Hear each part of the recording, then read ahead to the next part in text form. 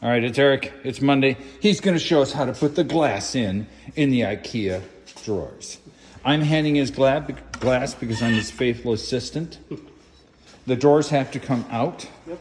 There's a little groove here. And there's a little groove there. Indentation, you got to put the glass in. In. Okay, and then you're going to need the other pieces. Oh, the other pieces. Helpful which assistant.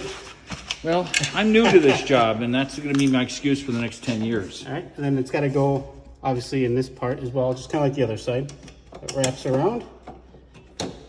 Then it snaps in. And then, you got to remember which way this one goes.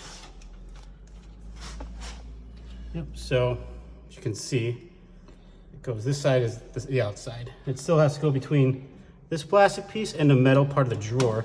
Oh, just to lock it in place. Latches it in place. All right, well, let's see you do a second one. All right, let's go to the other side. We're going to the other side. Just want to get a good view of it. Slip it in the groove. Slip the white thingy on. Snap it in. Snap it in.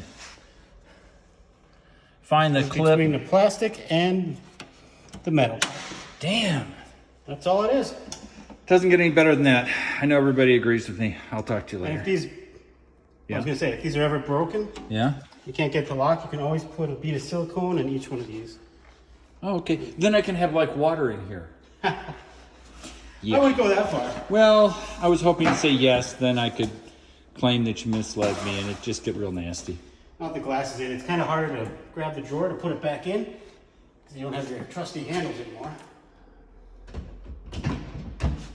Get the back on, start at an angle, and drop the front. Woohoo! Snap it in place. Damn, that glass is good. Well, thank you very much, Eric. You're very welcome.